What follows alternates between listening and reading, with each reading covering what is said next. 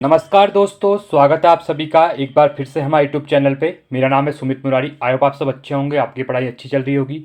इसी क्रम में आज आपके लिए मैं जो पेपर लेके आया हूँ, ठीक है, जिसमें हम डिस्कस करेंगे आज यूके पीसीएस अपर पीसीएस का जो एग्ज़ाम होने वाला है जुलाई में, जो एक्सपेक्टेड डेट दी हुई है, ठीक है। तो यहाँ पे जो यहाँ पे डाला गया कि 7 जुलाई को जो पेपर होने वाला है, ठीक है। तो उसके लिए 2022 में आपका यूके अपर पीसीएस का एग्जाम हुआ था, उसको मैं लेके आया हूँ आज। इसमें देखेंगे कि एग्जाम का पैटर्न क्या रहता है, किस टाइप के क्वेश्चन पूछे जाते हैं, ठीक है, और आगे आपके किस टाइप की प्रिपरेशन यहाँ पे करनी चाहिए लास्ट 2 मंथ में, ठीक है। और साथ में अगर आप आबकारी की प्रिपरेशन कर रहे हैं, एसआई की प्रिपरेशन कर रहे हैं, तो आप ये पेपर को देख सकते हैं, क्योंकि बहुत से क्वेश्चन ऐसे होते हैं उत्तराखंड के हों या फिर जनरल स्टडीज़ के हों, जो इन पेपर में भी आ सकते हैं, क्योंकि जीएस सेम ही रहती है, हिस्ट्री पॉलिटी ज्योग्राफी कोई चेंज नहीं होती है। तो आप यहाँ पे देख सकते हैं यूपी पीसीएस की टाइप पेपर बनाता है, तो आगे भी एसआई का एग्जाम में यूपी पीसीएस ही करवा रहा है, तो ये क्वेश्चन आगे आ सकते हैं। तो चलिए देखिए, और जल्दी मैं यूके पीसीएस के लिए एक टेस्ट सीरीज शुरू करने वाला हूँ, ठीक है, बहुत जल्दी शुरू हो जाएगी। तो तब तक आप वीडियो को देखिए, चैनल को सब्सक्राइब कीजिए, ठीक है। चलिए स्टार्ट करते हैं वीडियो को। देखिए, पहला क्वेश्चन था यहाँ पे, केदारनाथ वन्यजीव अभ्यारण्य को किस जंतु के संरक्षण हेतु स्थापित किया गया है, ठीक है। तो ये शुरू किया गया आपका हिमालयन कस्तूरी मृग के लिए। अगला है, इनमें से कौन सा उत्तराखंड का राजकीय वृक्ष है, ठीक है। तो कौन सा उत्तराखंड का राष्ट्रीय वृक्ष, ये आपका बुरांस है। निम्नलिखित में से किसे नोबेल शांति पुरस्कार 2021 में सम्मानित किया गया। देखिए, यहाँ से अब आपको इंपॉर्टेंट क्वेश्चन ये बन सकता है कि आपको 2023, ठीक है, और 2022 ये आपकी जो नोबेल प्राइस है ये पता होनी चाहिए, ठीक है। एग्जाम में क्वेश्चन पूछते हैं, आपने देखा होगा शांति का नोबेल प्राइस हमेशा एग्जाम पूछा जाता है, इस बार भी नरगिसी को दिया गया है, ठीक है। तो ये क्वेश्चन 3 बार आपका अपर पीस क्या बोलते हैं आरओ में भी, और साथ में आपका जो ईओ का एग्जाम हुआ था वहाँ पर भी क्वेश्चन पूछा गया था, ठीक है। इसलिए इंपॉर्टेंट है, आप 2 साल कवर कर लीजिएगा। तो ये 2021 में किसको मिला था, ये मिला था आपका मारिया रेसावा दिमित्री मुरातोवा को, ठीक है। अन्नपूर्णा पर्वत पर चढ़ने वाली प्रथम महिला कौन है, ठीक है। अन्नपूर्णा पर्वत पर कौन चढ़ी थी पहली, प्रियंका मोहिती, ठीक है। स्वर्गीय लता मंगेशकर को सर्वोच्च नागरिक सम्मान भारत रत्न कब प्रदान किया गया, ठीक है। तो भारत का सबसे बड़ा जो आपका सर्वोच्च नागरिक सम्मान होता है वो भारत रत्न है। तो लता मंगेशकर जी को ये कब दिया गया था, तो ये दिया गया था 2001 में दिया गया था, ठीक है। मिताली एक्सप्रेस एक नई यात्री रेल जिसका हाल ही में उद्घाटन किया गया है, ढाका को किस राष्ट्रीय शहर के साथ जोड़ेगी। देखिए, करंट अफेयर क्वेश्चन है 2021 का है।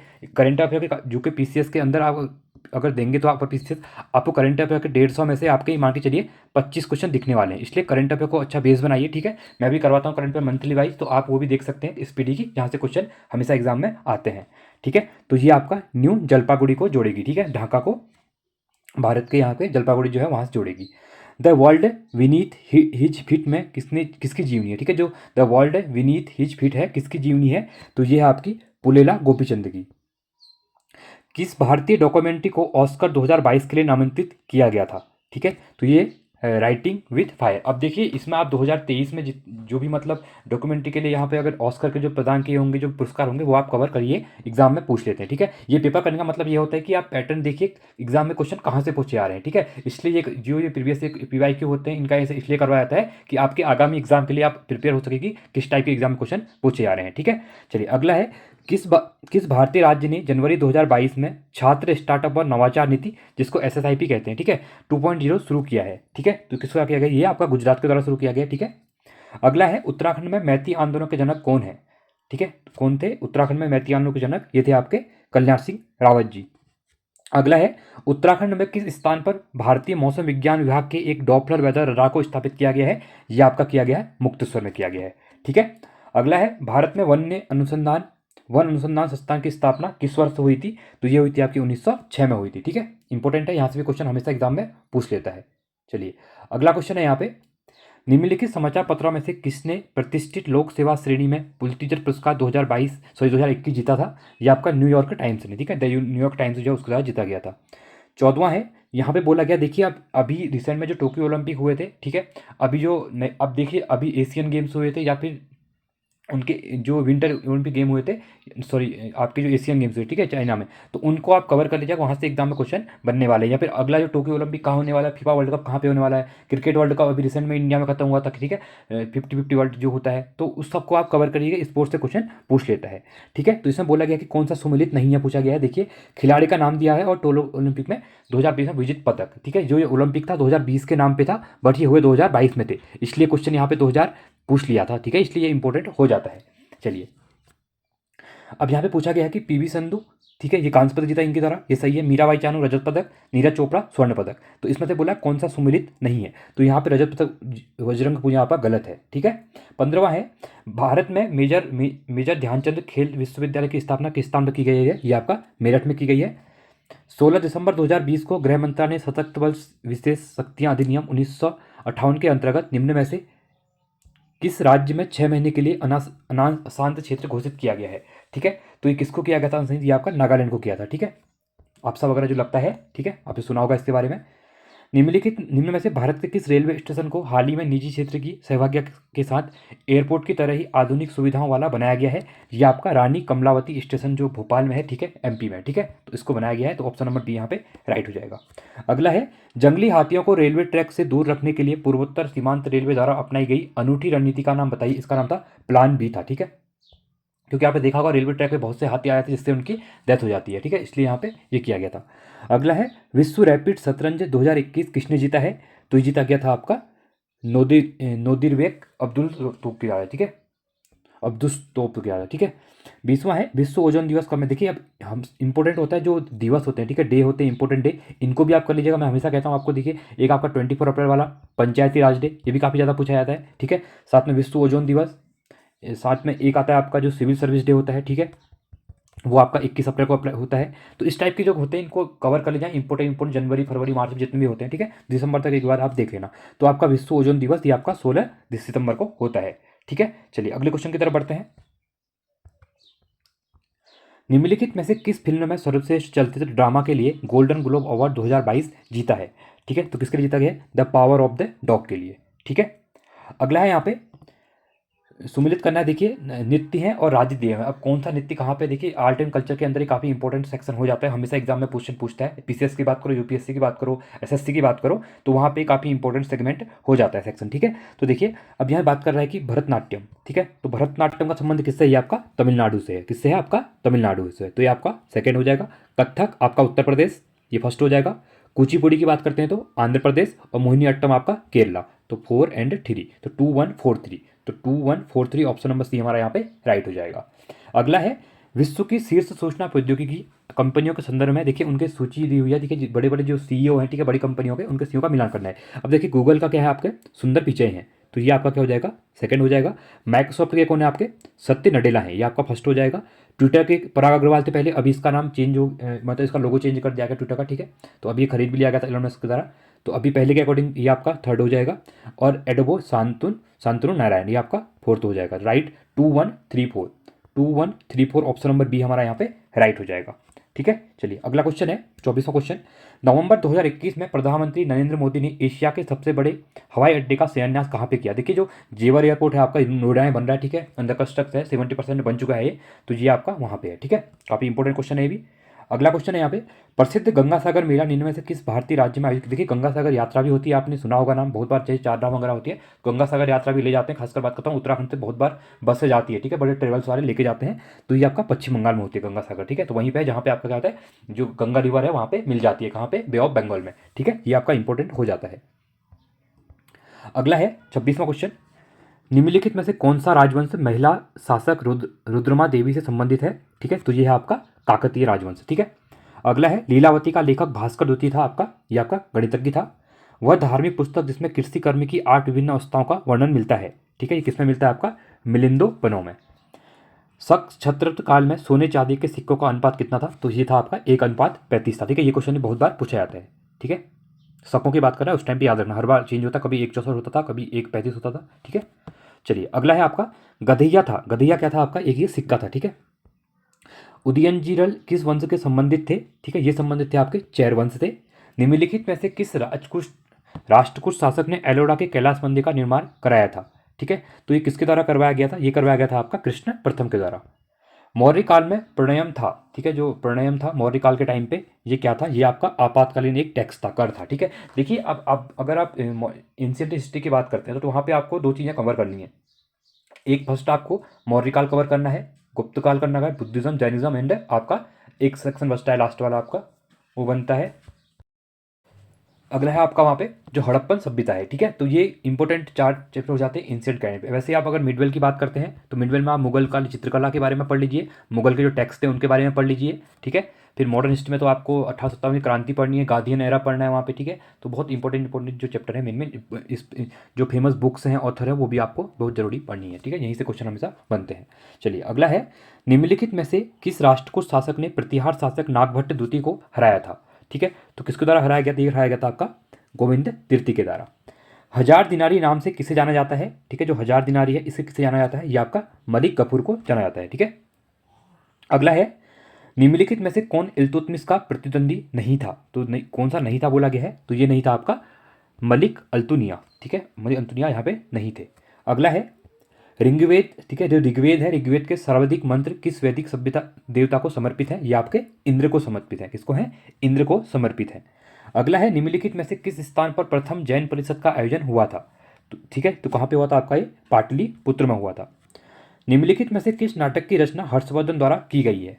ठीक है, तो किसकी की गई थी? ये प्रियदर्शिका। काफी इंपॉर्टेंट क्वेश्चन है, बार बार उत्तराखंड के एग्जाम में, यूके ट्रिपल एससी और यूके पीएससी के एग्जाम में क्वेश्चन पूछा जाता है, ठीक है। अगला 40वां है, निम्नलिखित में से कौन कैबिनेट मिशन का सदस्य नहीं था? ठीक है, तो कौन नहीं थे यहाँ पे? जॉन साइमन नहीं थे, ठीक है। बाकी पैट्रिक लॉरेंस, एवी एलेक्जेंडर और स्टेफोर्ड क्रिप्स यहाँ पे क्या थे? कैबिनेट मिशन के सदस्य थे यहाँ पे, ठीक है।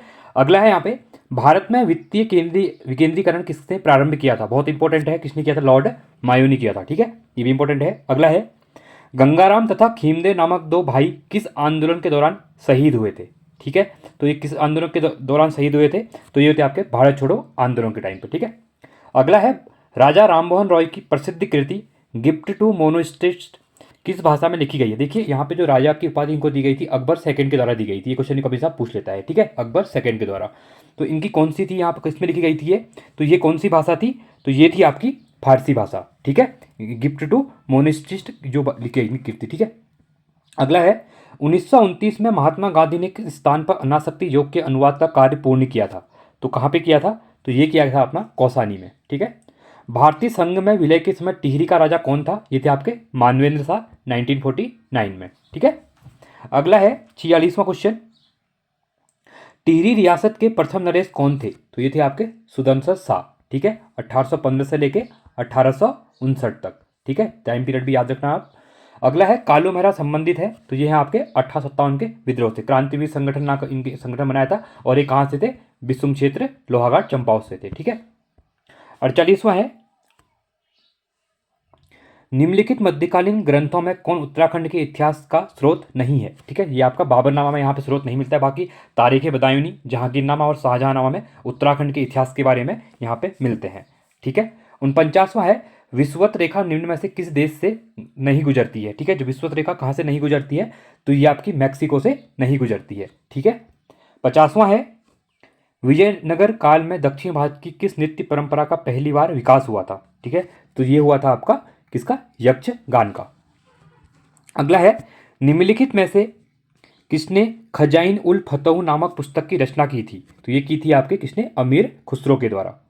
अगला है, निम्नलिखित में से कौन नूरजहां जुंटा का सदस्य नहीं था? ठीक है, तो कौन नहीं थे? तो महाबत खान नहीं थे इसमें, ठीक है। चलिए अगला क्वेश्चन है, निम्नलिखित में से कौन सी जलधारा उत्तरी अटलांटिक महासागर में प्रभावित नहीं होती है?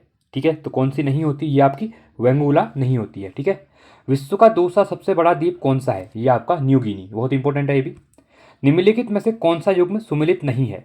फोहन आल्पस पर्वत, बोरा साइबेरिया, मिस्टर राइट घाटी, कश्मीर मिस्र। तो इसमें से कौन सा नहीं है?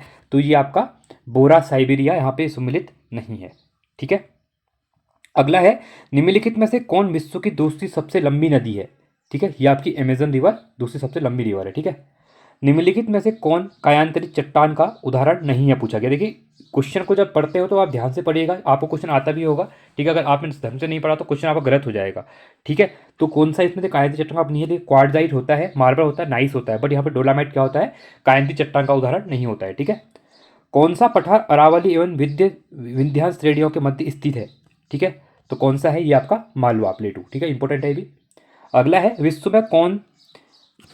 विश्व में किस देश को चीनी का कटोरा कहा जाता है? ठीक है, अब जो क्यूबा है, क्यूबा को चीनी का कटोरा यहाँ पे कहा जाता है, ठीक है। अगला है, निम्नलिखित में से कौन सी नदी सतलुज नदी की सहायक नदी नहीं है। देखिए जो रिवर है जितनी भी, ठीक है, उनको खासकर उसको कर लेना, क्योंकि रिवर से क्वेश्चन बनते हैं, कभी उनकी ट्रिब्यूटरीज पूछ ली जाती हैं जो सहायक नदियाँ होती हैं, या कभी पूछ लिया जाता है कि ये रिवर बे ऑफ बंगाल में गिरती है या फिर अरबियन सी में गिरती है, या कौन सा डेल्टा बनाती है, कौन सा एस्चुरी बनाती है, ठीक है। तो इसलिए ये क्वेश्चन इंपॉर्टेंट हो जाता है। तो यहाँ पे बोला गया कि इसमें से कौन सी सतलज की सहायक नदी नहीं है बोला गया है, ठीक है। तो कौन सी नहीं है, रावी क्या है, सतलज की सहायक नदी नहीं है। 61वां क्वेश्चन है यहाँ पे, निम्नलिखित कथन में किसने कहा कि वनस्पति जलवायु का सही मापदंड है। ये कहा था आपका कोपेन ने कहा था, ठीक है। अगला है, निम्नलिखित में से कौन सी परत सबमंडल में सम्मिलित नहीं है। आयन मंडल, क्षोभ मंडल, मध्य मंडल, समताप मंडल। तो कौन सी नहीं है, तो आपकी इसमें आयन मंडल नहीं है, ठीक है। अगला है, निम्नलिखित में से कौन सा देश अफ्रीका महाद्वीप में अवस्थित नहीं है। गेवन, गुयाना, गिनी बिसाऊ, ठीक है। तो कौन सा सुमेलित नहीं है, तो आपका जो गुयाना, ये आपका अफ्रीका में नहीं है, ये कहाँ पे है, दक्षिण अमेरिका में है, ठीक है। अगला है, संसार के सबसे लंबी धरातलीय पर्वत श्रृंखला कौन सी है। देखिए बहुत इंपॉर्टेंट क्वेश्चन है, ये क्वेश्चन बार बार एग्जाम पूछा जाता है। तो आपके जो एंडीज पर्वत श्रृंखला है, ठीक है, ये साउथ अमेरिका में है, ठीक है। दक्षिण अमेरिका जो है वहाँ पे एंडीज पर्वत श्रृंखला है, ये सबसे लंबी क्या बोला जाता है, पर्वत श्रृंखला इसको माना जाता है, ठीक है। अगला है, जहाँ पूर्वी घाट और पश्चिम घाट मिलते हैं वहाँ कौन सी पहाड़ियाँ हैं। देखिए पूर्वी और पश्चिम घाट की बात करते हैं तो यहाँ पे तमिलनाडु और केरला के, तमिलनाडु के पास जो आपके नीलगिरी पहाड़ियाँ हैं, ठीक है। तो यहाँ पे पूर्वी घाट और पश्चिम घाट मिलते हैं, काफ़ी ये भी इंपॉर्टेंट क्वेश्चन हो जाता है।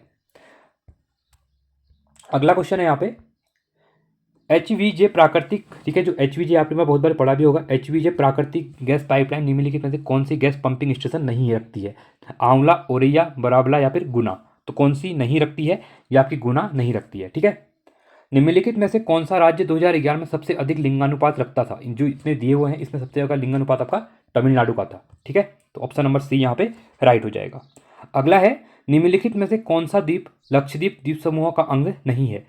तिलनचोंग, अगाथी, कारावती या फिर कल्पेनी, ठीक है। तो इसमें से कौन सा लक्षद्वीप का पार्ट नहीं। देखिए लक्षद्वीप अभी न्यूज में है काफ़ी ज़्यादा, आपने देखा होगा रिसेंट में, जो कि मालदीव और क्योंकि टूरिज्म के ऊपर बढ़ाने के लक्षद्वीप को काफ़ी प्रमोट किया जा रहा है, इसलिए मालदीव अभी न्यूज में था, ठीक है। मालदीव सॉरी लक्षद्वीप भी न्यूज में है, क्योंकि जितने भी टूरिस्ट होते हैं वो आपके लक्षद्वीप, और आप अगर लक्षद्वीप और मालदीव का आप देखते हैं, अगर सिग्निफिकेंस देखते हैं टूरिज्म में, सेम टू सेम है, ठीक है। इसलिए अब लक्षद्वीप को प्रमोट किया जा रहा है, इसलिए आगे भी ऐसे टाइप क्वेश्चन पूछे जा सकते हैं, ठीक है। तो इसमें से इसका तिलनचोंग क्या है, द्वीप समूह का अंग नहीं है, किसका, लक्षद्वीप का, ठीक है। अगला है, कोपन ने भारत के विशाल मैदान की जलवायु के लिए निम्नलिखित में से कौन से शब्दों का प्रयोग किया है। देखिए 9 भागों में डिवाइड किया है कोपन ने यहाँ उत्तराखंड, सॉरी भारत के जलवायु को। तो इनने बोला गया है कि मैदानी जलवायु की यहाँ पे AMW के बारे में, ठीक है। 69 का हमारा राइट ऑप्शन, सॉरी ये गलत नहीं, ये गलत हो जाएगा, आपका ऑप्शन नंबर CWGA राइट हो जाएगा, ठीक है। 69 का आपका C होगा। चलिए अगला है, उत्तराखंड के कितने जनपद अंतर्राष्ट्रीय सीमाओं से जुड़े हैं, ठीक है। तो ये आपके कितने जुड़े हैं, 5, ठीक है। आप कम से कम बता सकते हैं, अगर आपने बहुत बार में जब भी मैं क्वेश्चन आता है ज्योग्राफी का इस टाइप के, ठीक है, मैं हमेशा कहता हूँ कि मैप को करिए, क्योंकि मैप क्वेश्चन करने से क्या होता है कि आपकी जो अंडरस्टैंडिंग होती है वो बढ़ जाती है, ठीक है। तो उत्तराखंड के कितने जनपद अंतर्राष्ट्रीय सीमाओं से जुड़े हैं, तो 5। कौन कौन से, देखिए पहला आपका हो जाएगा उत्तरकाशी, ठीक है, चमोली, पिथौरागढ़, चंपावत, उधम सिंह नगर। देखिए काफ़ी इंपॉर्टेंट है, 5 हो गए आपके, ठीक है। चलिए 71वां क्वेश्चन है यहाँ पे, भारत की 2011 की जनगणना अनुसार उत्तराखंड राज्य के किन जनपदों में 2001-2011 के दौरान नकारात्मक जनसंख्या वृद्धि दर्ज की गई। पौड़ी, गढ़वाल और आपका अल्मोड़ा, ठीक है। ये भी आपका इंपॉर्टेंट क्वेश्चन है। अगला है, गोविंद राष्ट्रीय पार्क सम्मिलित है भागीरथी उद्गम क्षेत्र, भिरंगना, यमुना नदी उद्गम क्षेत्र, टोंस नदी उद्गम क्षेत्र, ठीक है। तो ये कहाँ पे है, ये आपका टोंस नदी उद्गम क्षेत्र में। निम्नलिखित में से कौन सा स्थान सिडकुल से संबंधित नहीं है। रुड़की, सैलाकोई, सितारगंज, हरिद्वार। तो आपका रुड़की जो है आपका सिडकुल के अंदर नहीं आता है, ठीक है। अगला है, खैर किस प्रकार के वन में पाए जाने वाला वृक्ष है, ठीक है। तो कौन सा हो जाएगा, खैर अगर बात करते हैं तो ये आपका उपोष्ण कटिबंधीय वनों का है, ठीक है। अगला है, कोडरमा किस खनिज के लिए प्रसिद्ध है। लौहयस्क, अभ्रक, जिप्सम, बॉक्साइट, ठीक है। तो ये आपका प्रसिद्ध है अभ्रक के लिए। देखिए जो आपके खनिज वगैरह है यहाँ से भी 1 से 2 क्वेश्चन आते हैं एग्जाम में, क्योंकि 150 क्वेश्चन है आपके, देख सकते हैं प्री के अंदर। तो वहाँ पे पूरे जीएस के क्वेश्चन है, इस पर ना मैथ है, ना रीजनिंग है, ना हिंदी है, ठीक है। तो 150 क्वेश्चन जीएस के है। तो अभी इस बार पैटर्न थोड़ा चेंज हुआ है, तो 150 में से आप 50 क्वेश्चन मान सकते हैं कि उत्तराखंड के हो जाएंगे। बाकी जो 100 क्वेश्चन है आपको उसके लिए geography, polity, economics, current affair, और करंट अफेयर का सबसे बड़ा रोल हो जाएगा यहाँ पे, क्योंकि करंट अफेयर के आप मान के चलिए उत्तराखंड और नेशनल इंटरनेशनल करंट अफेयर की बात करते हैं तो 30 से 35 क्वेश्चन यहाँ पे आने वाले हैं। आप इसलिए करंट अफेयर को भी आप अभी से क्या करिए, बूस्ट कीजिए, ठीक है। अगला क्वेश्चन है यहाँ पे, भारत का पीटर्सबर्ग है भागलपुर, वाराणसी, सिंदूरी, जमशेदपुर। ठीक है, तो ये आपका जमशेदपुर को भारत का पीठस्थ कहा जाता है। माटाटीला बांस किस नदी पर बना है? नर्मदा, सोन, केन, बेतवा। ठीक है, तो ये बना आपका बेतवा रिवर पे। देखिए माटाटीला बांध न्यूज में था इसलिए पूछ लिया गया था, इसलिए जो अभी भी जितने भी डैम अभी न्यूज में हैं उनको एक बार कवर कर लीजिएगा। ठीक है, मैं भी ट्राई करूंगा आपके लिए कवर करवा दूं, बट आप भी जहाँ से पढ़ रहे कहीं भी सोर्सेस से, ठीक है, तो इसमें चीज़ें मेन चीज़ कर लीजिएगा। मैं इसके लिए आपके लिए एक वीडियो लेकर आऊँगा बहुत जल्दी, आपको क्या क्या कवर करना है करके। ठीक है, अगला है कांग्रेस द्वारा भारत की पूर्ण स्वतंत्रता के लक्ष्य की घोषणा किस अधिनियम में की गई थी? ठीक है, तो लाहौर अधिवेशन जो हुआ था आपका 1929 का, तो इसमें यहाँ पे बात की गई थी पूर्ण स्वतंत्रता की। ठीक है, अगला है भारत के संविधान सभा द्वारा राष्ट्रगान जन गण मन का हिंदी प्रारूप कब अपनाया गया था? ठीक है, तो यह अपनाया गया 24 जनवरी 1950 को। अगला क्वेश्चन है निम्नलिखित में से कौन भारत के मानवाधिकार आयोग के प्रथम अध्यक्ष थे? न्यायमूर्ति NN वेंकटचलैया, न्यायमूर्ति JS वर्मा, न्यायमूर्ति K रामास्वामी, न्यायमूर्ति रंगनाथ मिश्रा जी। ठीक है, तो कौन थे? तो ये थे न्यायमूर्ति रंगनाथ मिश्रा जी। ठीक है, बहुत इंपॉर्टेंट क्वेश्चन है ये भी। अगला क्वेश्चन है नवसर्जित केंद्र शासित प्रदेश जम्मू एंड कश्मीर का प्रथम उपराज्यपाल कौन था? कौन थे? ये थे आपके गिरीश चंद्र मुर्मू जी। ठीक है, ये भी क्वेश्चन इंपॉर्टेंट है, आगे आपके लद्दाख के भी पूछ सकते हैं। ठीक है, इसलिए आप इसको भी कवर कर लेना। चीफ ऑफ डिफेंस स्टाफ जो CDS है, ठीक है, तीनों सेनाओं की सेवाओं में विषय में किसके सैन्य सलाहकार हैं? देखिए जो CDS थे, पहले CDS कौन थे आपके? जो तीनों सेना होती है अपनी, ठीक है, आर्मी, नेवी, एयरफोर्स, उनका चीफ होता है। ठीक है, जैसे उनके चीफ तो होते हैं और उन सबका एक स्पेशल चीफ होता है जो CDS, chief of defence staff इसको कहा जाता है। ये पहले थे आपके उत्तराखंड के ही थे। ठीक है, जो अभी शहीद हो चुके हैं आपने, बिपिन रावत जी। ठीक है, बहुत इंपॉर्टेंट क्वेश्चन है, और अभी भी जो है आपके वो भी उत्तराखंड के ही हैं। आप कमेंट सेक्शन में उनका नाम बताइएगा। ठीक है, तो देखिए इसका जो जैसे कि सैन्य सलाहकार हैं, तो मतलब कौन होते हैं? तो भारत के रक्षा मंत्री होते हैं। ठीक है, तो ऑप्शन नंबर C आपका यहाँ पे राइट हो जाएगा। अगला है अंतर्राष्ट्रीय श्रम संगठन की स्थापना किस वर्ष? देखिए इंपॉर्टेंट था ILO, क्योंकि मैंने एग्जाम से पहले भी ये चीज़ बताई थी। ठीक है, किसी भी एग्जाम के, क्योंकि ILO को ये हुआ था कि 2019 में इसको आपके 100 साल कंप्लीट हो गए थे बने हुए। ठीक है, तो इसलिए ये क्वेश्चन पूछ लिया जाता था बार बार, ये UPSC के एग्जाम में पूछा जा रहा था, UP PCS के एग्जाम में भी, MP PCS में भी, राजस्थान PCS में भी, तो उत्तराखंड PCS ने भी इस क्वेश्चन को डाल दिया था। ठीक है, तो यहाँ पे 100 साल कंप्लीट हो गए थे, इसलिए इसको 1919 में ये संगठन बना हुआ था। ठीक है, अगला है संपत्ति का अधिकार निम्न में से कौन सी श्रेणी में सम्मिलित है? कानूनी अधिकार है, मौलिक अधिकार है, प्राकृतिक अधिकार है, मानविक अधिकार है। देखिए संपत्ति का अधिकार पहले आपका फंडामेंटल राइट था, ठीक है, जो मौलिक अधिकार था, पर बाद में सरकार के द्वारा इसको चेंज कर दिया गया और इसको एक लीगल राइट बना दिया, कानूनी अधिकार बना दिया गया, जिसको आर्टिकल 300A के अंदर डाल दिया गया। ठीक है, बहुत जल्दी मैं आपके लिए एक इंपॉर्टेंट वीडियो लेकर आने वाला हूँ पॉलिटी के अंदर, जिसमें आपके जितने भी इंपॉर्टेंट आर्टिकल होते हैं जो पूछे जाते हैं, जैसे अनटचेबिलिटी वाला 17वां पूछा जाता है, राइट टू लाइफ वाला पूछा जाता है। ठीक है, तो आर्टिकल 44वां जो आपको पता है UCC के ऊपर उत्तराखंड अभी पहला राज्य बन गया है, तो इस सब के लिए मैं इंपॉर्टेंट वीडियो लेके आऊँगा। ठीक है, क्योंकि जो पंचायती राज वाले 243 से उसके अंदर भी क्वेश्चन पूछे जाते हैं हमेशा बार बार। ठीक है, इसलिए जल्दी ही मैं वीडियो लेके आऊँगा, आप उसको देखिएगा। चलिए अगला है निम्न में से कौन क्षेत्रीय परिषद की अध्यक्षता करता है? देखिए जो क्षेत्रीय परिषद होता है उसकी अध्यक्षता कौन करता है? ठीक है, तो भारत के जो गृह मंत्री होते हैं, ठीक है, तो होम मिनिस्टर जो होते हैं वो इसकी अध्यक्षता करते हैं। ठीक है, और अभी जो मध्य क्षेत्र की बैठक हुई थी वो आपकी श्रीनगर में हुई थी, इसलिए वो भी इंपॉर्टेंट क्वेश्चन बन जाएगा। ठीक है, इसलिए उसको भी आप कवर करिएगा, करंट अफेयर में आप इसको कवर कर ही रहे होंगे।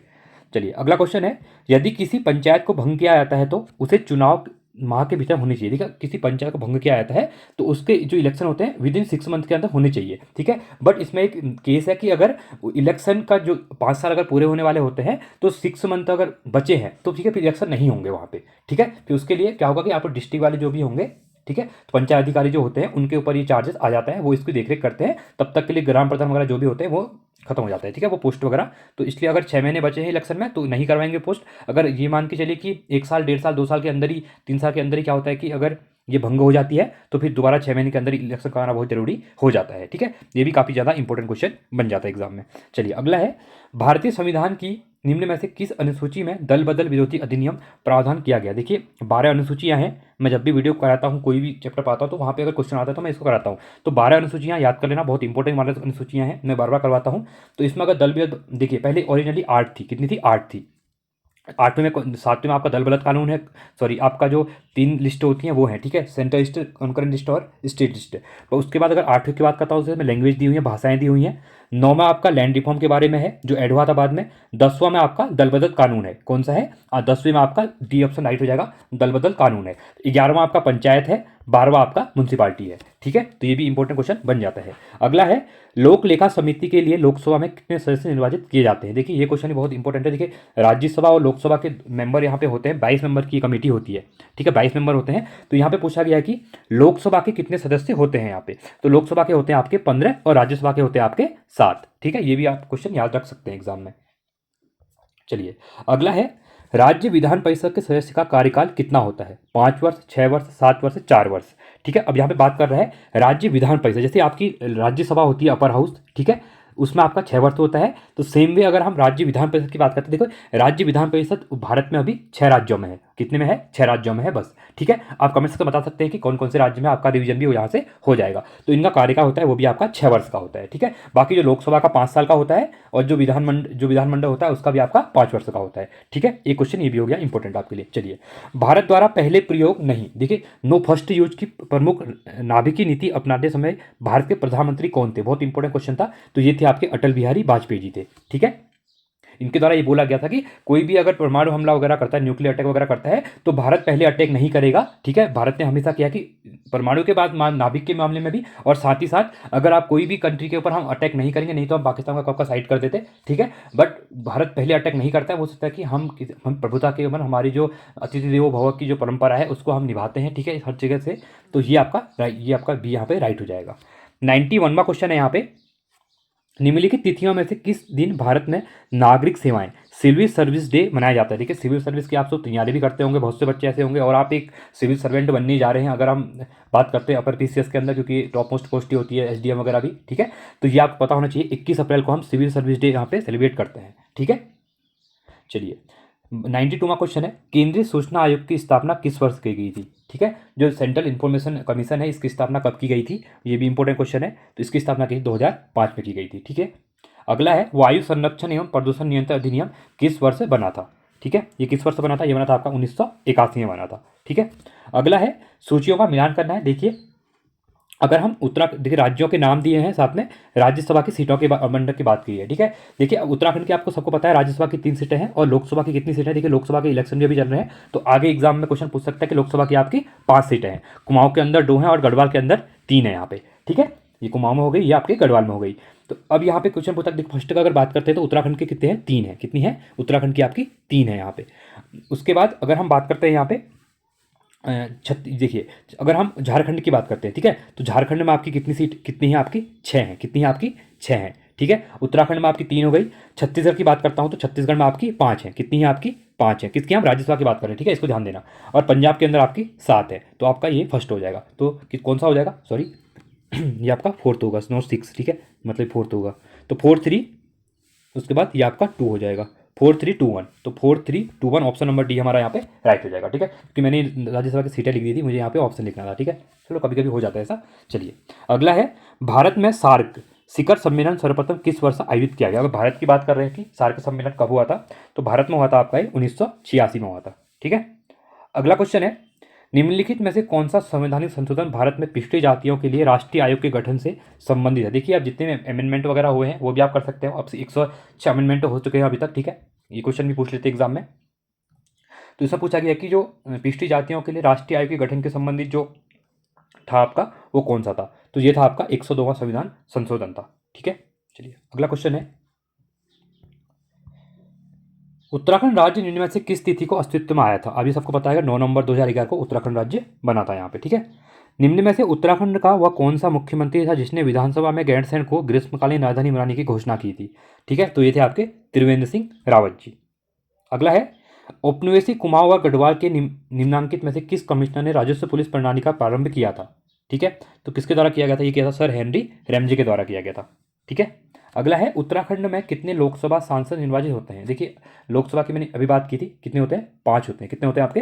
5 होते हैं। ठीक है, और राज्यसभा के 3 होते हैं। ठीक है, चलिए 101वां क्वेश्चन है, टोबिन टैक्स लगाया जाता है, ठीक है, बाध्यताएं सर्जित करने वाली संस्थाओं पर, भार के आधार पर, विदेशी विनिमय लेन देन पर, मूल्य के आधार पर। तो ये किस पे लगाया जाता है? ये लगाया जाता है आपका विदेशी विनिमय लेन देन पे टोबिन टैक्स लगाया जाता है। 102वां क्वेश्चन है, भारत में कृषि उत्पादों के बाजार को कौन विनियमित करता है? ठीक है, ये कौन करता है? ये करता है राज्यों द्वारा अधिनियमित कृषि उत्पादन विपणन समिति अधिनियम करता है। ठीक है, अगला क्वेश्चन है, निम्नलिखित में से कौन सा कथन राष्ट्रीय विकास परिषद के संबंध में सही नहीं है बोला गया है? देखिए इसके अंतर्गत सभी राज्यों के मुख्यमंत्री होते हैं। यह एक गैर संवैधानिक निकाय है, यह एक वैधानिक निकाय है। प्रत्येक वर्ष कम से कम 2 बार इसकी बैठक होती है। इनमें पूछा गया हमारा कौन सा गलत है, तो यह एक वैधानिक निकाय है, यह गलत है आपका, यह वैधानिक निकाय नहीं है। ठीक है, किस वर्ष लोकसभा में महिला सांसदों की संख्या न्यूनतम थी? देखिए ये क्वेश्चन ही पूछ सकता है। 1977 में सबसे कम क्या थी? महिला सांसद थी यहाँ पे। ठीक है, अगला है 105वां क्वेश्चन, निम्न में से किसे संसद की कार्यवाहियों में भाग लेने का अधिकार प्राप्त है? भारत के न्यायवादी, महान्यायवादी, भारत के महानिरीक्षक, भारत के मुख्य न्यायाधीश, इनमें से कोई नहीं। देखिए कार्यवाही में भाग लेने का अधिकार आपका भारत के जो महान्यायवादी होते हैं इनका होता है, बट ये वोटिंग राइट्स इनको नहीं होता है, ठीक है, वोट वगैरह नहीं कर सकते हैं ये। अगला है यहाँ पे उत्तरांचल नाम परिवर्तन, ठीक है, अधिनियम निम्नलिखित में से किस वर्ष अस्तित्व में आया था? ये आपका 2006 में आया था। उसके बाद 1 जनवरी 2007 से क्या हो गया था? उत्तरांचल का नाम उत्तराखंड हो गया था, ठीक है। तो ऑप्शन नंबर सी यहाँ पे राइट हो जाएगा। अगला क्वेश्चन है, निम्नलिखित में कथनों में से कौन सा कथन सही है? मुद्रास्फीति बंधपत्र धारक को लाभ पहुंचाती है, मुद्रास्फीति उधार लेने वालों को लाभ पहुंचाती है, मुद्रास्फीति स्थायी आय समूह को लाभ पहुंचाती है, इनमें से कोई नहीं। तो राइट ऑप्शन हो जाएगा मुद्रास्फीति उधार लेने वालों को लाभ पहुंचाती है, ठीक है। अगला है 1991 में आर्थिक सुधार के बाद भारतीय अर्थव्यवस्था में निम्न में से क्या परिवर्तन हुआ था? जीडीपी में कृषि का हिस्सा बढ़ गया था, एफडीआई का अंत प्रभाव बढ़ गया था, विदेशी विनिमय कोष में वृद्धि हुई थी, बी एन सी दोनों, ठीक है। तो राइट ऑप्शन कौन सा हो जाएगा? B N C. देखिए एफडीआई का अंत प्रभाव बढ़ गया था, एफडीआई क्योंकि फॉरेन डायरेक्ट इन्वेस्टमेंट आने लग गया था, और विदेशी विनिमय कोष में क्या वृद्धि हो गई थी, ठीक है। दोनों ऑप्शन यहाँ पे राइट हो जाएंगे, बी एन सी। चलिए अगला है स्वीट इक्विटी शेयर, ठीक है। जो स्वीट इक्विटी शेयर्स होते हैं निम्नलिखित किसे आवंटित किए जाते हैं? साधारण शेयर धारकों को, अधिमान्य शेयर धारकों को, ए एन बी दोनों को, कंपनी के कर्मचारियों को। देखिए इंपोर्ट, देखिए अब आप देख रहे हैं यहाँ पे इकोनॉमी के क्वेश्चन ज़्यादा पूछे आ रहे हैं, ठीक है। तो अभी रिसेंट के बाद भी आपने देखा यूपी ट्रिपल एस के एग्जाम में इकोनॉमी काफी फोकस किया आ रहा है, इसलिए आप इकोनॉमी को स्ट्रॉन्ग कीजिए। पहले तक इकोनॉमी में इतने क्वेश्चन नहीं पूछा था, बट ये जितने भी क्वेश्चन होते हैं यहाँ पे करंट से लेते होते हैं। अगर डेली बेसिस पे आप न्यूज़पेपर वगैरह पढ़ रहे हैं या किसी एक करंट अफेयर को फॉलो कर रहे हैं तो आप इनको आसानी से क्वेश्चन कर सकते हैं, ठीक है। तो इसका राइट ऑप्शन हो जाएगा, जो शेयर इक्विटी शेयर्स होते हैं ये करते हैं कंपनी के कर्मचारियों को आमंत्रित किए जाते हैं, ठीक है। अगला है राष्ट्रीय सुरक्षा मिशन की शुरुआत किन वस्तुओं के आधार बढ़ाने के लिए की गई थी? गेहूं, चावल, दालें या ये सभी? तो किसके लिए की गई थी? इन सभी के लिए की गई थी, ठीक है। अगला है भारत में किस प्रकार की कर प्रणाली पाई जाती है? प्रगतिशील, अधोगामी, अनुपातिक, प्रतिगामी। तो भारत में जो कर प्रणाली है आपकी अधोगामी प्रणाली पाई जाती है, ठीक है। चलिए अगला है, निम्न में से कौन सी योजना रोलिंग प्लान कही जाती है? देखिए रोलिंग प्लान इंपॉर्टेंट, आपने 5 ईयर प्लान पढ़े होंगे, उसमें रोलिंग प्लान आया था एक बार, ठीक है। तो वो किसे माना जाता है? तो आपकी जो छठी योजना थी, ठीक है, तो उसको रोलिंग प्लान के नाम से जाना जाता है। 1978 में आया था, ठीक है, याद रखना इसको। 2 साल के रोलिंग प्लान आया था यहाँ पे, इंपॉर्टेंट क्वेश्चन बन जाएगा, इसको ध्यान में रखिएगा। चलिए अगला है, निम्न में से कौन सा कथन सही है? एनएनपी बराबर जीएनपी माइनस घिसावट व्यय, एनएनपी बराबर जीडीपी प्लस विदेशों में प्राप्त शुद्ध आय माइनस घिसावट व्यय, एएनबी दोनों सही हैं, इनमें से कोई नहीं, ठीक है। तो इसका राइट ऑप्शन क्या हो जाएगा? सी हो जाएगा, एएनबी दोनों क्या है आपके सही है यहाँ पे। अगला है 11वीं पंचवर्षीय योजना में प्रतिपादित समावेशी विकास में निम्नलिखित में क्या शामिल नहीं था? पूछा गया है। गरीबी को घटाना, रोजगार के अवसरों का विस्तार करना, लैंगिक असमानता को कम करना, पूंजी व्यापार बाजार को मजबूत करना। तो इसमें से कौन शामिल नहीं था? 11वीं जो पंचवर्षीय योजना थी आपकी। देखिए पंचवर्षीय योजना नहीं है, 2015 के बाद नीति आयोग आया और प्लानिंग कमीशन को यहाँ पे रिप्लेस कर दिया गया है, ठीक है। तो 12वीं पंचवर्षीय योजना आई हमारी यहाँ पे। तो इसका राइट आंसर कौन सा हो जाएगा? तो पूंजी बाजार को मजबूत करना क्या था यहाँ पे शामिल नहीं था। बाकी गरीबी को घटाना, लैंगिक असमानता को कम करना, रोजगार के अवसर पर विस्तार करना, ये 11वीं पंचवर्षीय की क्या समावेशी विकास किया थे यहाँ पे शामिल थे, ठीक है। 115वां क्वेश्चन है यहाँ पे, अंतर्राष्ट्रीय मुद्रा को जिसको IMF कहते हैं, क्या कहते हैं हम लोग? IMF कहते हैं, ठीक है, के बारे में क्या सही है? यह किसी भी देश को कर्ज देता है, यह सिर्फ विकासशील देशों को कर्ज देता है, यह सिर्फ सदस्य देशों को कर्ज देता है, या देश से केंद्रीय बैंक को कर्ज देता है? देखिए ये क्वेश्चन मैं आपको बताता हूँ, 2021 में आपका जो यूपीएससी का एग्जाम हुआ था, यूपीएससी आरओ का एग्जाम, सॉरी एफआरओ, ईपीएफओ का एग्जाम हुआ था, ठीक है। तो वहाँ पे एक क्वेश्चन पूछा गया था और उसके बाद 2022 में डायरेक्टली उत्तराखंड पीसीएस ने क्वेश्चन कॉपी कर लिया। इसलिए यूपीएससी वगैरह के जो एग्जाम होते हैं या किसी अदर स्टेट पीसीएस के एग्जाम होते हैं, तो जिस दिन पेपर होता है एक बार आपको, आजकल तो पीडीएफ वगैरह मिल जाती है टेलीग्राम पे, हर कोई डाल देता है, ठीक है। तो उन पेपरों को एक बार गो थ्रू कर लीजिए करिए, क्योंकि आपके रिसेंट में जो एग्जाम होंगे अदर स्टेट पीसीएस में, वहाँ से कोई ना कोई क्वेश्चन उत्तराखंड पीसीएस भी क्या करेगा, वहाँ से कॉपी करेगा, ठीक है। तो इसलिए इसको ध्यान रखिएगा, ये क्वेश्चन को क्या है, जो बीपीएस के क्वेश्चन होते हैं, किसी भी एग्जाम, किसी भी स्टेट के एग्जाम होते हैं, उनको एक बार देख लीजिएगा, ठीक है। उससे आप क्या होते हैं, प्रिपरेशन ही आपकी पता चलती है कैसी है। तो IMF की बात करते हैं, तो ये सिर्फ अपने सदस्य देशों को, जो इसके सदस्य देश होते हैं, ठीक है, तो उन्हीं को कर्ज देगा, बाकी किसी को कर्ज नहीं देगा, ठीक है। अगला है, एक मुद्रा के मूल्य में वृद्धि तुलना, ठीक है, एक मुद्रा के मूल्य में वृद्धि दूसरी की तुलना में है। मुद्रा को कमजोर होना, मुद्रा का मूल्य ह्रास होना, मुद्रा की मूल्य वृद्धि, मुद्रा का अवमूलन, ठीक है। तो ये हो जाएगा मुद्रा का कमजोर होना हो जाएगा, ठीक है। अगला क्वेश्चन है यहाँ पे, यूएनडीपी के किस मानव विकास रिपोर्ट, ठीक है, जो यूनाइटेड नेशन डेवलपमेंट प्रोग्राम है, इसकी जो एचडीआर है, ठीक है, ह्यूमन डेवलपमेंट रिपोर्ट है, जो के लिए असमानता सूचांक, लिंग असमानता सूचांक की शुरुआत हुई थी, कब हुई थी? HDR 2007, HDR 2008, HDR 2009, HDR 2010। तो कब हुई थी? ये हुई थी एचडीआर 2010 में, ठीक है। अगला है यूएनडीपी की मानव विकास रिपोर्ट 2020 में। देखिए आप, इंपॉर्टेंट क्वेश्चन हो जाता है इंडेक्स, जितने भी इंडेक्स हैं, जैसे हैंडले पासपोर्ट इंडेक्स की बात होती है, हैप्पीनेस रिपोर्ट की बात होती है, प्रेस फ्रीडम इंडेक्स की रिपोर्ट की बात होती है। अभी आपने देखा जो प्रेस फ्रीडम रिपोर्ट जो 180 देशों में से 159वीं रैंक है भारत की, ठीक है। अब लेटेस्ट रिपोर्ट जो आई है हैप्पीनेस में 126वीं, इस टाइप से आप देखिएगा। तो इन सूचांकों को एक बार कर लीजिएगा। यहाँ पे क्वेश्चन हमेशा 1 से 2 क्वेश्चन देखे जाते हैं एग्जाम में। तो यहाँ पे जो 2020 के अकॉर्डिंग पूछा गया था कि जो मानव विकास सूचांक है, तो इसके अकॉर्डिंग रैंक क्या थी यहाँ पे भारत की, ठीक है। तो ये थी रैंक आपकी 131वीं रैंक की थी, ठीक है। चलिए अगला है, निम्न में से किस वर्ष में एमएसएमई का अध्ययन वर्गीकरण किया गया? 2012, 2014, 2018, 2020 में। तो कब किया गया? ये 2020 में किया गया, ठीक है। चलिए अगला है, निम्नलिखित में से, ठीक है, 120वां क्वेश्चन है आपका ये, निम्नलिखित में से कौन सी गिल्ट एज सिक्योरिटी कहलाती है? गिल्ट एज सिक्योरिटी कहलाती है पब्लिक लिमिटेड कंपनीज के शेयर, सरकारी प्रतिभूतियां, प्राइवेट लिमिटेड कंपनियों के शेयर, म्यूचुअल फंड के स्टॉक, ठीक है। तो गिल्ट एज सिक्योरिटी क्या कहलाते हैं इसमें से? तो ये कहलाते हैं आपके सरकारी जो प्रतिभूति हैं, ये कहलाते हैं, ठीक है। अगला है, बहुपक्षीय विनियोग गारंटी अभिकरण, जिसको मीका कहा जाता है, ठीक है, कि संबंधित है विश्व बैंक समूह से, अंतर्राष्ट्रीय मुद्रा कोष से, अंतर्राष्ट्रीय वित्त निगम से, अंतर्राष्ट्रीय विकास संघ से। तो किससे रिलेटेड है? तो यह है विश्व बैंक समूह से रिलेटेड है, ठीक है, मीका। अगला है, वस्तु एवं सेवा कर द्वारा निम्नलिखित में से किस कर को समाप्त किया गया? देखिए जो जीएसटी आया था आपका, ठीक है, इसने क्या किया? संपत्ति कर को समाप्त कर दिया, कॉर्पोरेशन कर को, मूल्य संवर्धी कर को, या फिर आय कर को। तो किसको समाप्त कर दिया गया था? ये आपका मूल्य संवर्धी कर था, इसको समाप्त कर दिया, ठीक है। अगला है, निम्नलिखित में से कौन सा प्रतिष्ठान उत्तराखंड में स्थित नहीं है? देखिए उत्तराखंड में नहीं पूछा गया है। CBRI, ONGC, HLL, BHEL. देखिए अब हम बात करते हैं तो ओएनजीसी है देहरादून में आपका, ओएनजीसी, ठीक है, ऑयल और नेचुरल गैस जो है। बीएचईएल भी है आपका, ठीक है। उसके बाद बात करते हैं सीबीआरआई, तो ये भी है आपका एचएएल, ठीक है। तो इसमें से पूछा गया कि कौन सा नहीं है? तो एचएएल कहाँ पे है? ये नहीं है, कहाँ? उत्तराखंड में स्थित नहीं है, ठीक है। अगला है, निम्नलिखित में से कौन सा विदेशी प्रत्यक्ष निवेश का उदाहरण नहीं है?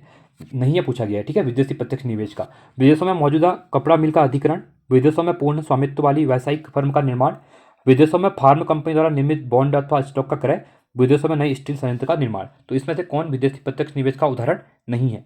ठीक है, तो कौन सा नहीं है? तो विदेशों में फार्म कंपनी द्वारा निर्गत ब्रांड एवं स्टॉक कर नहीं आता है।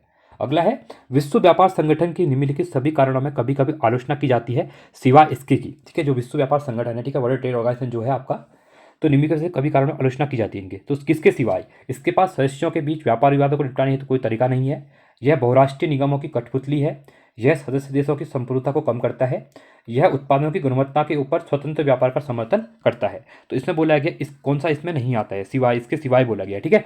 तो इसके पास सदस्य के बीच व्यापार विवादों को निपटाने हेतु कोई तरीका नहीं है।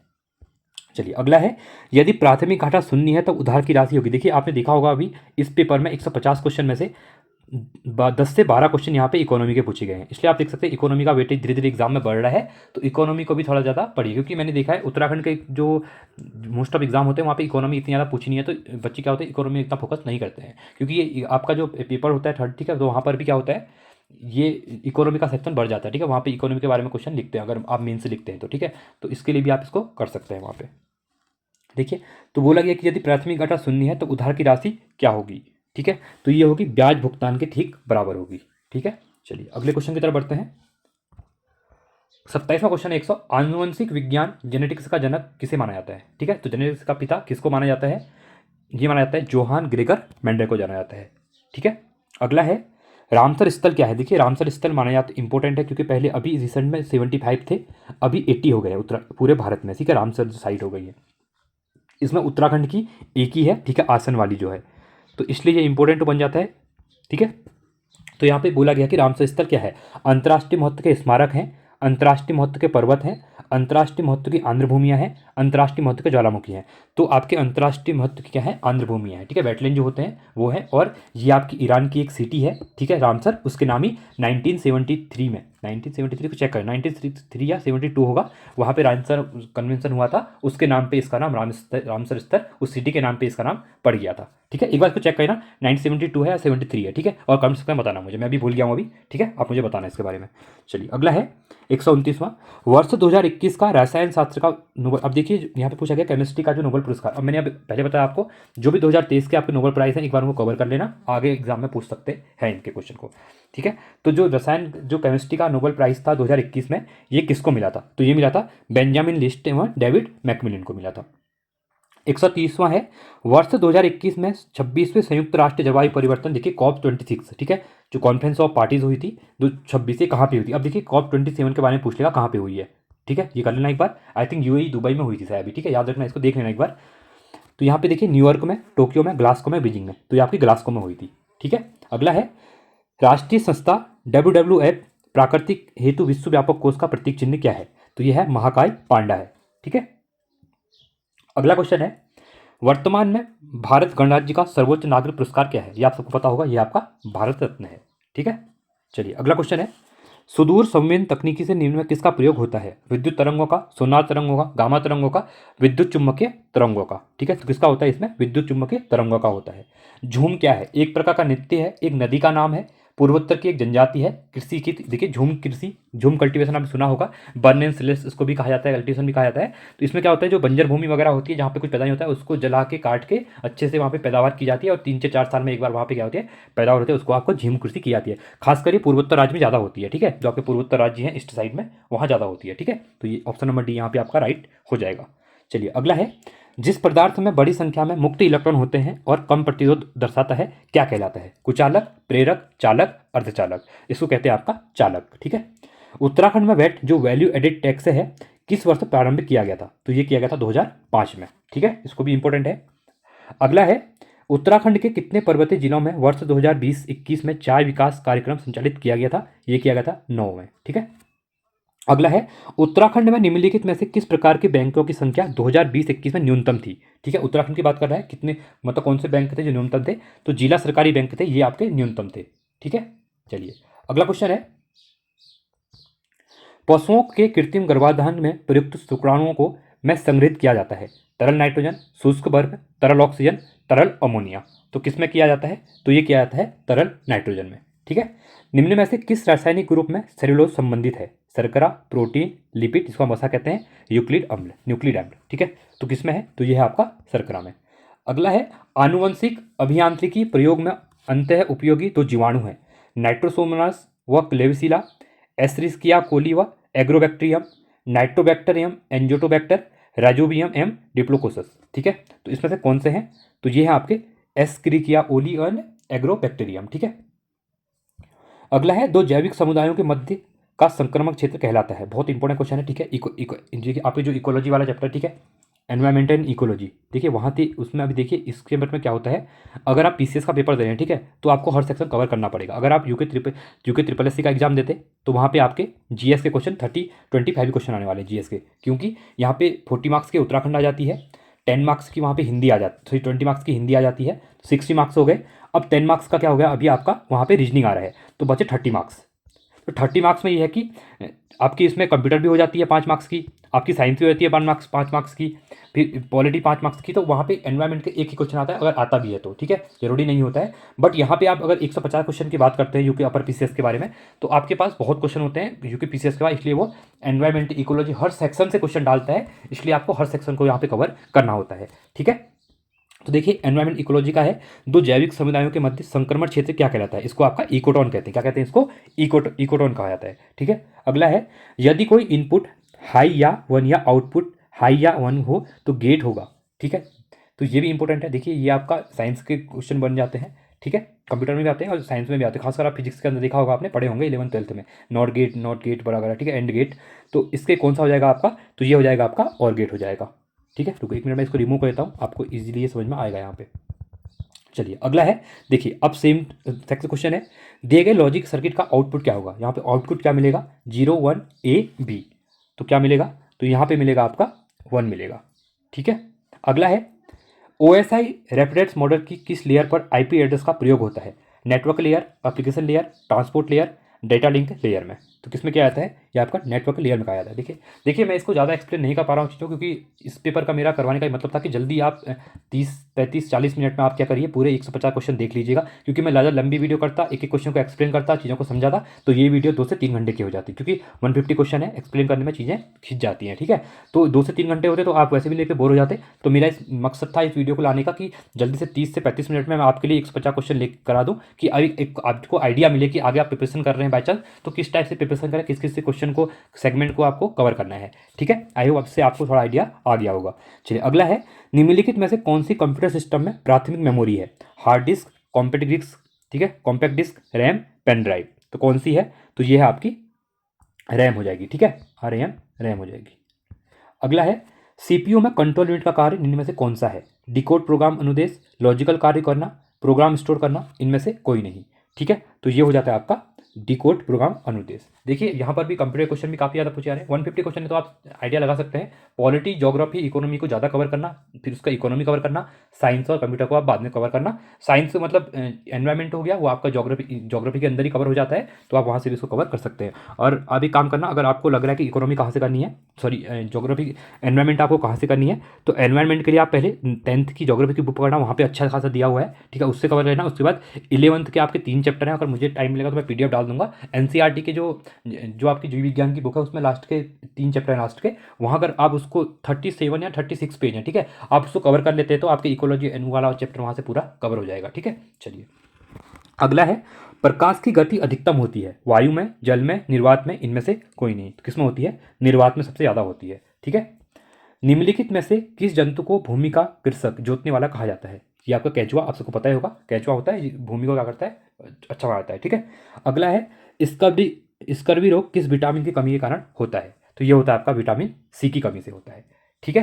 तो ये थे हमारे 150 क्वेश्चन। ठीक है। आई होप आपको वीडियो अच्छी लगी होगी, एक आइडिया मिला होगा कि आपको आगे प्रिपरेशन जो करनी है उसके लिए किस सेक्शन में आपको ज़्यादा यहाँ पे फोकस करना है, जिससे कि आपका स्कोर अच्छा खासा आ जाए। और आप ये मान के चलिए, लास्ट ईयर जो इसकी जो मेरिट गई थी वो आई थिंक 105 गई थी, 105 गई थी या 90 गई थी, 100 गई थी। ठीक है। तो इस बार कंपटीशन इतना ज़्यादा बढ़ गया है, हर कोई प्रिपरेशन कर रहा है। आपने आरओबी एग्जाम में देखा था, जहाँ 90 जाती थी वो आपकी 108 चली गई थी मेरिट। तो अभी भी अपर PCS से भी आप देखना, मेरिट जहाँ तक होगी आपको 100+ ही लेके आने पड़ेंगे क्वेश्चन 150 में से। ठीक है। क्योंकि सेकंड पे जो पेपर होता है वो आपका क्वालिफाइंग होता है, जो आपका CSET होता है। ठीक है। तो वो आपका CSET जो होगा वो क्वालिफाइंग होता है, उसके मार्क्स नहीं जुड़ते हैं, वहाँ आपको 66 मार्क्स लेके आने पड़ते हैं। ठीक है। तो आप इसके अंदर मेहनत कीजिए, आपके पास 2 महीने का पूरा टाइम है अभी। ठीक है। और चलिए आज के लिए इतना ही। Thanks for watching. जय हिंद, वंदे मातरम।